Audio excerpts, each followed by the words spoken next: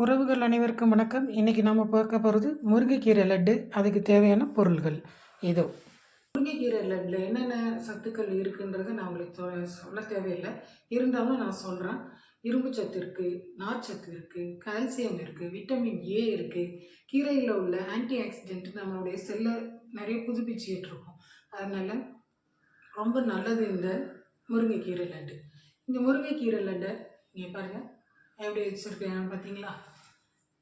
இதில் ஒரு லட்டு பிள்ளைங்களுக்கு கொடுத்து பாருங்கள், சூப்பராக சாப்பிடுவாங்க. நாம் பொடி ஐட்டம் நிறைய பண்ணுறோம், சூப் ஐட்டம் பண்ணுறோம், இட்லி பொடி, சாதப்பொடி எல்லாம் பண்ணுறோம். இருந்தாலும் பிள்ளைங்க சாப்பிடுமான்னு கேட்டால் சாப்பிடாதீங்க. ஏன்னு கேட்டால் அதில் இருக்கிற காரம் இதெல்லாம் எல்லாத்துக்கும் பிடிக்காது. பிள்ளைங்களுக்கு பிடிக்காது, பெரியவங்களுக்கு நாம் பிடிப்போம், பிள்ளைங்க சாப்பிடாதுங்க. ஆனால் லட்டில் இனிப்பு அதிகமாக இருக்கிறதுனால, இனிப்பு அதிகம்னால கரெக்டாக தான் இருக்குது. இந்த இனிப்புனால பிள்ளைங்க விரும்பி சாப்பிடுவாங்க.